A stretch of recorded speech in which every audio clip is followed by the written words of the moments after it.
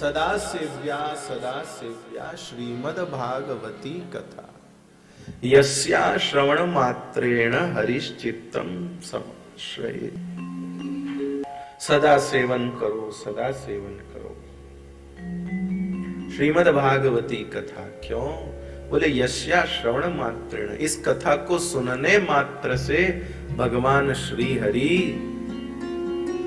इस कथा को सुनने मात्र से भगवान श्री हरि आकर विराजमान हो जाते हैं। यस्या श्रवण मात्रेण हरिश्चित्तम समाश्रयेत, भगवान चित्त में आकर विराजमान हो जाते हैं। अजी जब हृदय में भगवान आ जाते हैं तो कथा भागवतस्यापि नित्यं भवति यद्ग्रहे तद्ग्रहं तीर्थ रूपम ही वसतां पापनाशनम। जिसके घर में नित्य भागवत की कथा होती है, कथा भागवतस्यापि नित्यं भवति यद्ग्रहे तद्ग्रहं तीर्थ रूपम ही, वो घर जो है तीर्थ रूप है। वसता पाप नाशनम, उस घर में रहने से पापों का नाश हो जाता है। जिनके घर में नित्य भागवत की कथा हो। मेरे भाई बहन टीवी चला देते हैं, महाराज हमारी दादी तो दिन भर कथा ही सुनती है। अब भैया टीवी वाली कथा से कितना घर का पाप नाश होता है मुझे पता नहीं, लेकिन परिवार के सब लोग थोड़ी देर बैठे हैं और सत्संग करें तो जरूर घर तीर्थ रूप बनता है। मेरे भाई बहन जहां एक जैसे मंदिर होते हैं, जिस जगह पर बड़े बड़े मंदिर होते हैं उसको तीर्थ कहते नहीं, जहां बड़े विचारों के लोग रहते हैं उसको तीर्थ कहते हैं। अपने घर को तीर्थ बनाने के लिए घर में बड़ा मंदिर होने की जरूरत नहीं है, अपने घर को तीर्थ बनाने के लिए घर में बड़ा दिल होने की जरूरत है। खाली बिजली का बिल बड़ा है, दिल बड़ा नहीं,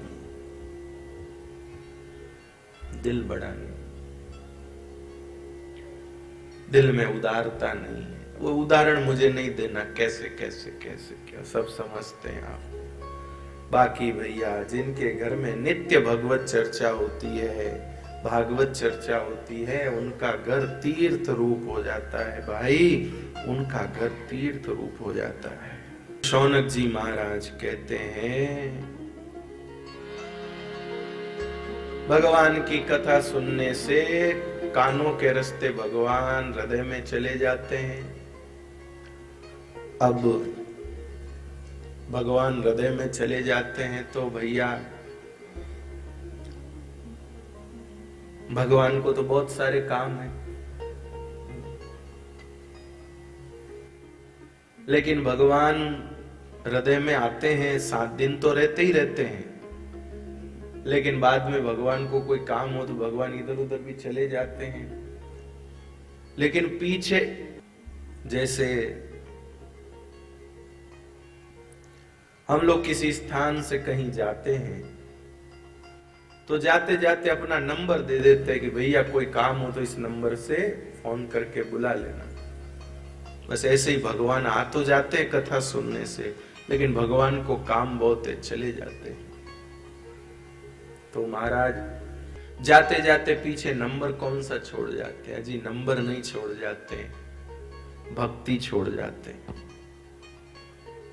फिर वो भक्ति अपने आप समय समय पर भगवान को बुलाती रहती है जी, पाहुना की तरह। हमारे राजस्थान में एक गीत गाते हैं, एक बार आओ नी जवाई सा थाना सासू जी करे घर याद, जवाई लाडकड़ा। तो दामाद जी मना कर देते हैं, सासू जी ने मालूम होवे मारे घरे भाई हुयो, मारे घरे गणोई काम, सासू जी माने माफ। ऐसे अलग अलग रिश्तेदारी पर बोलते हैं। एक बार होनी जवाई सा ताना ससुरो जी करे घर याद जवाई लाडकड़ा। तो जवाई जी कहते हैं ससुरो जी ने मालूम होवे मारे गाय ब्याई है, हमारे गाय ब्याई है तो मारे घरे गणोई काम ससुरो जी माने मां। ऐसे सब रिश्ते में बोलते हैं। और लास्ट में इसमें आता है एक बार होनी जवाई सा पावना। अरे थाना लाडी जी मतलब तुम्हारी पत्नी, थाना लाडी जी करे घर याद जवाई लाडकड़ा। तो फिर दामाद जी कहते लाडी जी बुलावे है तो लाडकड़ा भी आवे।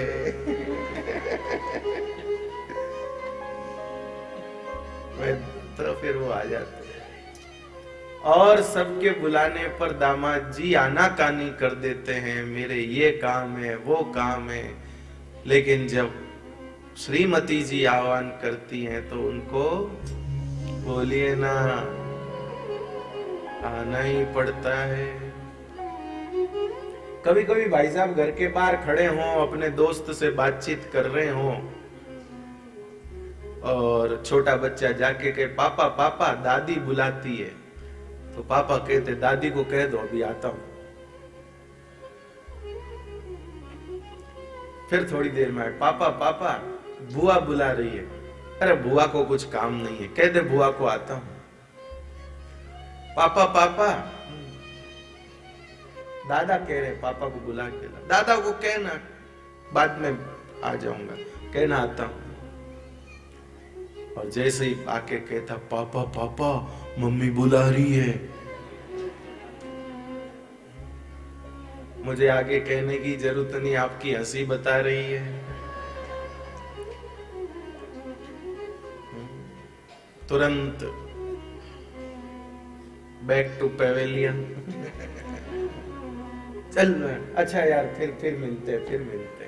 अरे यार अरे नहीं।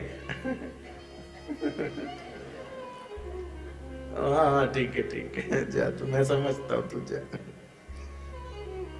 तो भाई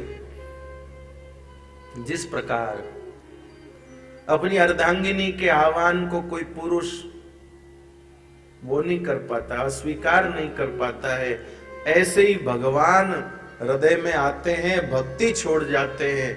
फिर भक्ति जब भी आह्वान करती है, भगवान कहीं भी व्यस्त हो, भगवान को पुनः हृदय में आना ही पड़ता है।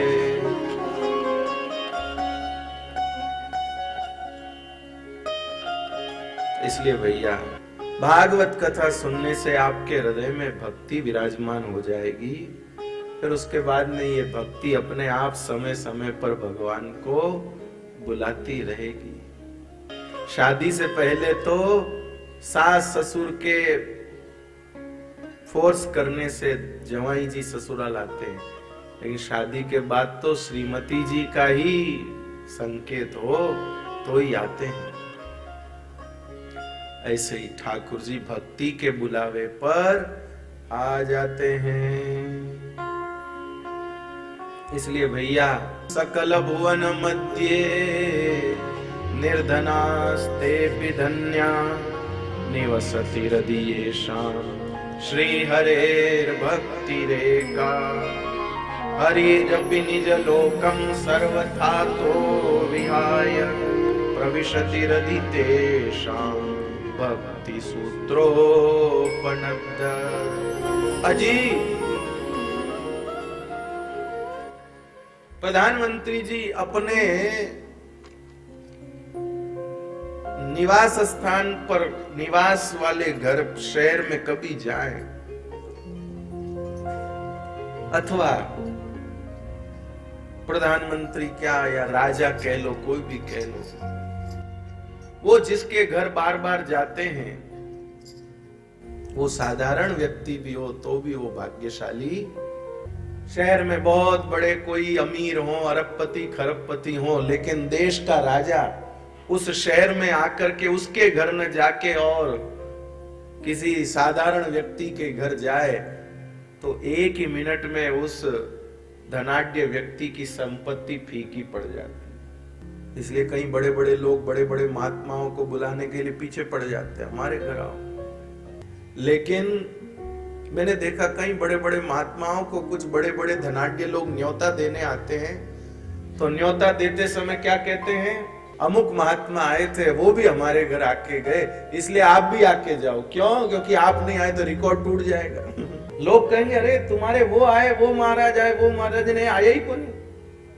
अरे वो रिकॉर्ड कायम रहना चाहिए कि जो महात्मा आता है वो हमारे घर जरूर आता है। कई कई सामूहिक कथा होती है ना, तो सामूहिक कथा में किसी को मुख्य यजमान, कोई सह यजमान, बेचारे आयोजक उनको कह देते हैं कि महाराज तुम्हारे घर आएंगे, और कोई मूडी महाराज हो वो टाइम पे मना कर देते। ओ जजमान जी एकदम जैसे माल खराब निकलने पर पैसे लौटाने की नौबत आ जाती है ना, ऐसी बेचारे आयोजकों की दशा हो जाती है। महाराज आलो पर नहीं तो मान रुपया पाछा देना पड़ी। कृपानाथ। तो जैसे कोई राजा किसी नगर में उस नगर के सेठ के यहाँ न जाकर के और वहां के किसी साधारण व्यक्ति के घर चला जाए, तो उस नगर सेठ की जो संपत्ति है वो उसी समय फीकी हो जाती है, और भाग्यशाली उसी को माना जाता है जिसके घर राजा अतिथि बन के गया है। ऐसे ही कृपानाथ सूत जी महाराज कहते हैं, सकल भुवन मध्य निर्धनास तेपि धन्या। इस सारे संसार में जो गरीब कहे जाते हैं लेकिन फिर भी वो धन्य है। क्यों? क्योंकि निवसति हृदय शाम श्री हरेर भक्ति रेखा। क्योंकि जिनके हृदय में भक्ति है और जिस भक्ति में बंद करके भगवान चले आते हैं। और महाराज जी लिखा है, हरिरपि निज लोकम सर्वथातो विहाय। एक बहुत बढ़िया बात है भैया जी, आप कहीं भी जाते हैं अपने घर पे क्या बोल के आते हैं? आप एयरपोर्ट गए थे ना, घर पे क्या बोल के आए? जाके आता हूं। अभी कथा में आए तो आप कहीं हम कथा में जा रहे हैं, मैं जब प्रस्थान करूंगा तब भी आप कहेंगे कि मैं एयरपोर्ट जाके आता हूं। लेकिन आप ये थोड़ी कहेंगे भाई हो सकता है शायद मैं महाराज के साथ ही चला जाऊं। और हो सकता है साथ ही चला जाऊं। ऐसा तो नहीं महाराज, एयरपोर्ट तक ठीक है। लेकिन हमारे ठाकुर जी कैसे हैं जी? हरिरपि निज लोकम सर्वथातो विहाय। भगवान अपने भक्तों के लिए, पंडित जी जब वैकुंठ छोड़कर आते हैं तो लक्ष्मी जी को ये नहीं कहते कि मैं 2 दिन में आता हूं कि 4 दिन में आता हूं। लक्ष्मी जी को कहते हैं मैं हमेशा के लिए जा रहा हूं। हरिरपि निज लोकम सर्वथातो विहाय। ये कह के नहीं आते कि मैं 4 दिन, क्योंकि नहीं पहुंचे 4 दिन में तो बेरोड़ बो। 4 दिन का कार आए नहीं, इतना समय हो गया, इसलिए भगवान कह के हे लक्ष्मी शायद मैं न आऊं कभी भी, मैं कभी नहीं आऊंगा, सर्वथातो विहाय। लेकिन ऐसा भगवान किसके लिए बोल के जाते हैं? किसी सेठ के घर जाते हैं तब ये बोल के नहीं जाते हैं। किसी राजा महाराजा चक्रवर्ती सम्राट के यहाँ भैया जी जब भगवान जाते हैं तब लक्ष्मी जी को ये बात बोल के नहीं जाते कि मैं अब नहीं आऊंगा। किसी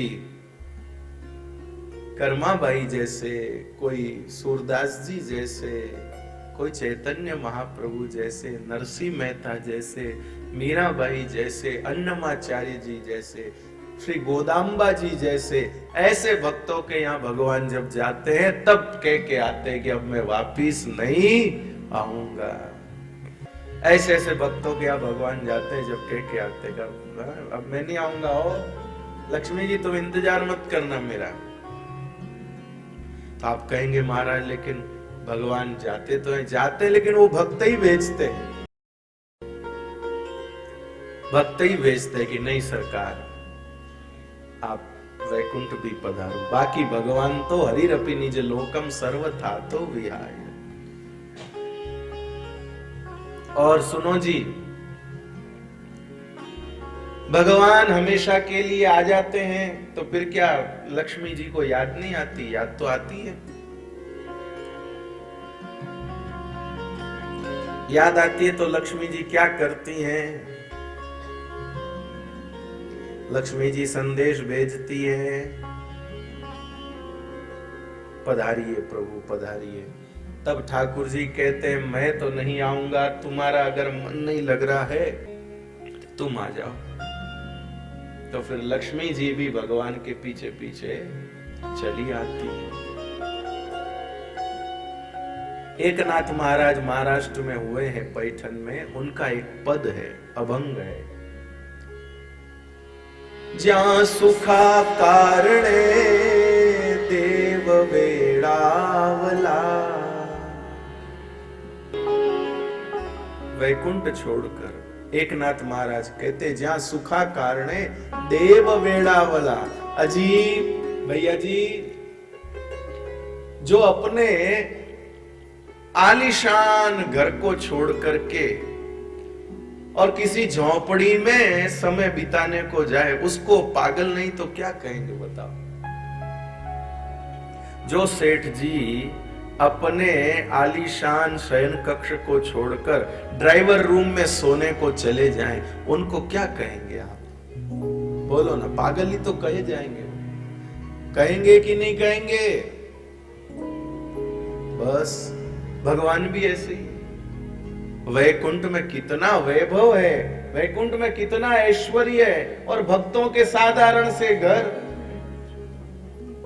घास फूस की झुपड़ियां, और वैकुंठ छोड़कर वहां रहने को चले जाते हैं। एकनाथ जी कहते हैं जहां सुखा कारणे देव वेड़ावला। भगवान भी पागल हो गए, ऐसा लोग कहते हैं। देव वेड़ा जालो, पागल हो गए भगवान। लेकिन भैया कोई कुछ भी कहो, भगवान को फर्क नहीं पड़ता। लक्ष्मी जी के साथ भगवान नारायण उन भक्तों के घर में रहते हैं भैया। सर्व सुखाची सुख राशि, भुक्ति मुक्ति संत चरण दासी। एका जनार्दनी पार नहीं सुखा, मणुनि देव भूलले लेखा। ज्यां सुखा कारणे देव वेड़ावळा, वैकुंठ सोडूनी संता सदनी राहिला। वैकुंठ छोड़कर संतों के घर रहते हैं भैया, वैकुंठ छोड़कर संतों के घर रहते हैं। इसलिए सूत जी महाराज कहते हैं सकल भुवन मध्य निर्धनास तेपि धन्य। ये सारे संसार में ये गरीब दिखते हैं, लेकिन फिर भी ये सबसे धन्य है। मेरे भाई बहन, अमीर होना अलग बात है, धन्य होना अलग बात है। अमीर तो दुनिया में बहुत है, लेकिन धन्य हर अमीर नहीं है। जिसके घर की भिक्षा को उसके गुरुजी ने ग्रहण किया, वो अमीर धन्य है।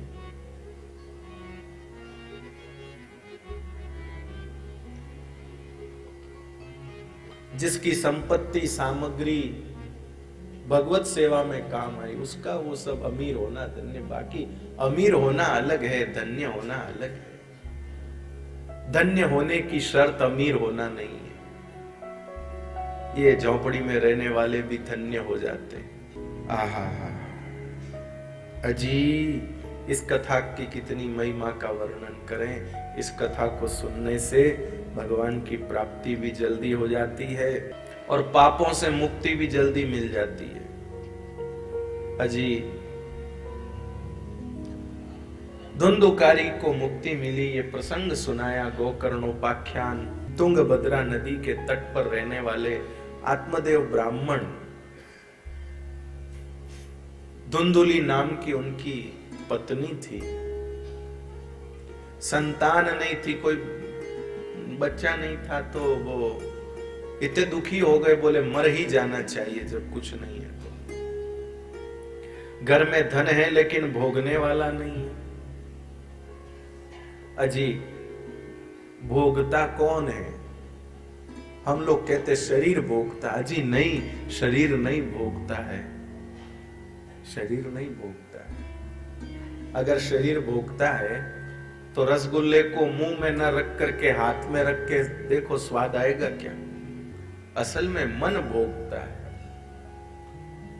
मन जब उस चीज में सुख का विचार करता है तब वो चीज सुख देती है, और कुछ नहीं। रसगुल्ले में कोई स्वाद नहीं है, पर मन उसमें रुचि दिखाता है तब रसगुल्ला अच्छा लगता है। खैर, तो आत्मदेव ब्राह्मण दुखी होकर आत्महत्या करने चले जाते। रास्ते में एक महात्मा जी मिलते हैं। महात्मा जी को कहते हैं, बाबा जी मर जा रहा हूं मैं, तो मेरे संतान नहीं है। महात्मा जी ने कहा, तेरे तो 7 जन्म में भी नहीं है। बोले, पर आपको कृपा करनी पड़ेगी, नहीं तो मैं आपके सामने ही मर जाऊंगा। महात्मा जी को दया आ गई। महात्मा जी ने उनको एक फल निकाल के दिया। फल निकाल के दिया और कहा, भैया ये फल अपनी पत्नी को देना, लेकिन उसको कहना आचार विचार का ध्यान रखे। यदि उसने मर्यादा का पालन नहीं किया तो फिर श्रेष्ठ संतान नहीं होगी। आत्मदेव ब्राह्मण ने वो फल अपनी पत्नी को दिया। पत्नी सोची, फल खाने से यदि होते संताने तो फिर एक फल क्यों लाते, दर्जन भर लाते, मोहल्ले में बंटवाते, फिर हम देखते किसको होता किसको नहीं होता। मैं ये फल नहीं खाऊंगी वरना झंझट में फंस जाऊंगी। अगर ये फल मैंने खाया तो मेरा पेट मोटा हो जाएगा। पेट जब मोटा हो जाएगा तो फिर मुझे रोग हो जाएगा। जब मुझे रोग हो जाएगा तो घर का काम कौन करने आएगा। जब घर का काम बाकी रह जाएगा तो मेरी ननंद को बुलाया जाएगा, और ननंद को जब बुलाया जाएगा तो ननंद के द्वारा मेरे घर का सामान भी धीरे धीरे गायब कर दिया जाएगा। इस झंझट से कौन बचाएगा। इसलिए ये फल, ऐसा मुसीबत का फल भला कौन खाएगा। उस धुंधुली ने वो फल जो है गौ माता को खिला दिया। गौ माता के गर्भ हो गया। 9 महीने बाद उस धुंधुली ने वो फल गाय को खिलाया था।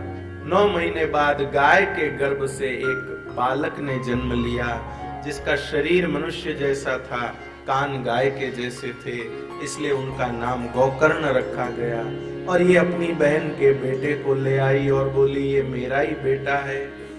दोनों बड़े होने लगे। ये उत्पात करने लगा, मारना, लूटना, पीटना, झगड़ना, यही इसका काम। गोकर्ण जी तो विद्या अध्ययन करने काशी गए, लौट के आए, अपने पिताजी को परेशान देखा, अपने पिताजी को समझाने लगे, पिताजी धर्मम भजस्व सततम त्यज लोक धर्मान सेवस्व साधु पुरुषा जय काम तृष्णा अन्यस्य दोष गुण चिंतन माशु मुक्त्वा सेवा कथा रसमहो नितराम पिबत। हे पिताजी, अभी और बेटे का सुख देखना है? नहीं भाई रे, धापियों में तो धापियों जने हालो में। और पिताजी को भजन करने को भेजा। बाद में ये धुंधुकारी अपनी माँ को कहता, धन दे नहीं तो मारूंगा पीटूंगा। दुखी होके माँ भी कुएं में कूद के मर गई।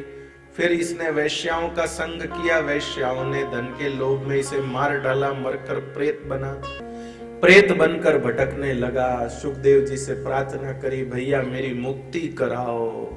तब भैया जी ने श्रीमद् भागवत की कथा करी, सूर्य नारायण भगवान का आदेश लिया, एक पंडित जी को मुख्य श्रोता बनाया। यजमान शब्द तो बाद में आया भाई कथा में, महाराज जी कथा में यजमान शब्द बाद में आया है, पहले श्रोता शब्द आया है।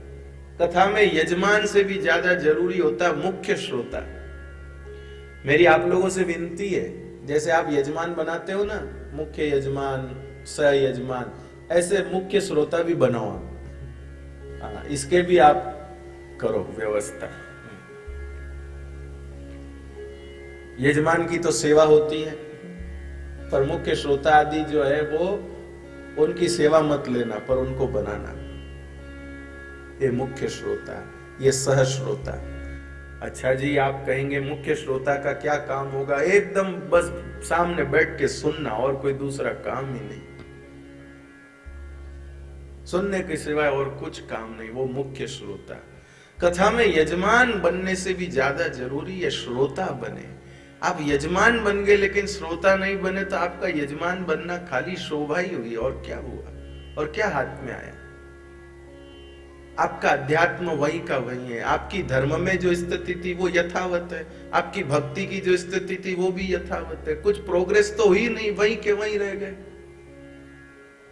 फिर कथा करा के लिया क्या। सारी दुनिया कह रही है वो के हमारे वो चेंज हो गए, वो के हमारे वो चेंज हो गए। अरे अपन तो यूं रही है, अपन ऐसे कैसे ही है। क्यों? क्योंकि अपन सुने ही नहीं, अपने तो जजमान है, अपने को पता है ये चीज कैसी, वो चीज कैसी, वो चीज कैसी। नहीं जी, मुख्य श्रोता बनना जरूरी है।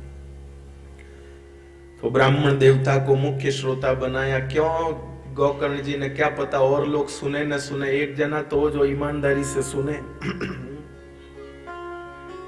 तो एक जने खाली इसी जिम्मेदारी के साथ बिठाया कि तू सुनना प्यारे, बस, और कुछ नहीं।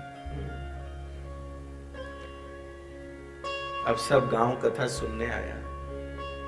वो धुंधुकारी प्रेत बना था, इसलिए वो यूं तो आके नहीं बैठ सकता था, इसलिए वो बांस में बैठ के कथा सुनता है, क्योंकि उसका जो शरीर था वो वायु का शरीर था।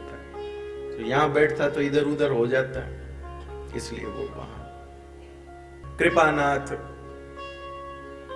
करुणा निधान, वो 7वें दिन कथा शुरू हुई। पहले दिन प्रथम ग्रंथि पटी, दूसरे दिन दूसरी, तीसरे दिन तीसरी, चौथे दिन चौथी, 5वें दिन 5वीं, छठे दिन छठी, 7वें दिन वो पूरा बांस फट गया, उसमें से धुंधुकारी देव रूप धारण करके प्रकट हुआ। और प्रकट होकर के उस धुंधुकारी ने गोकर्ण जी को प्रणाम किया, परिक्रमा करके वो चला गया। गांव के सब लोग बोले लो कथा हम सब ने सुनी न, विमान एक ही आया। गोकर्ण जी ने कहा आप लोगों ने सुना क्या? आप तो एक दूसरे को देखते रहे। कहां से लाई ये साड़ी? क्या भाव है आजकल, क्या भाव आया? बस ऐसे ही तो चलता रहा। कथा सुनी कहां? अजी मन को श्रोता बना के कथा सुनना होता है जी, तब कहीं जाके विमान आते हैं। तो करुणा निधान, गांव वालों ने कहा महाराज फिर से कथा करो, अब के हम ध्यान से सुनेंगे। फिर से कथा हुई और फिर सब ने ध्यान लगा के कथा सुनी। और भैया 7वें दिन पूरा आकाश विमानों से भर गया। जितने बैठे थे सब विमान में बैठ बैठ के भगवान के धाम को गए। और गोकर्ण जी को लेने खुद ठाकुर जी आए, आकर गोकर्ण जी को गले लगाया, अपना रूप प्रदान किया, हाथ पकड़कर विमान में बिठाकर अपने धाम ले गए। जो व्यक्ति सिर्फ भगवान को चाहते हुए कथा कहता है, उसको भगवान ये उपहार देते हैं, ये पुरस्कार देते हैं।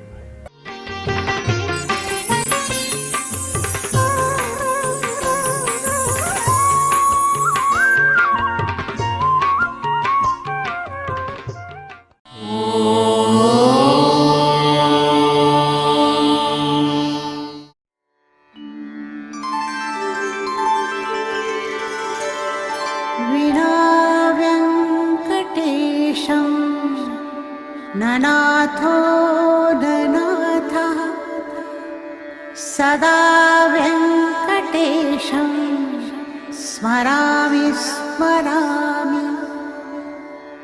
हरे वेङ्कटेश प्रसीद प्रसीद। प्रियं वेङ्कटेश प्रयच्छ प्रयच्छ।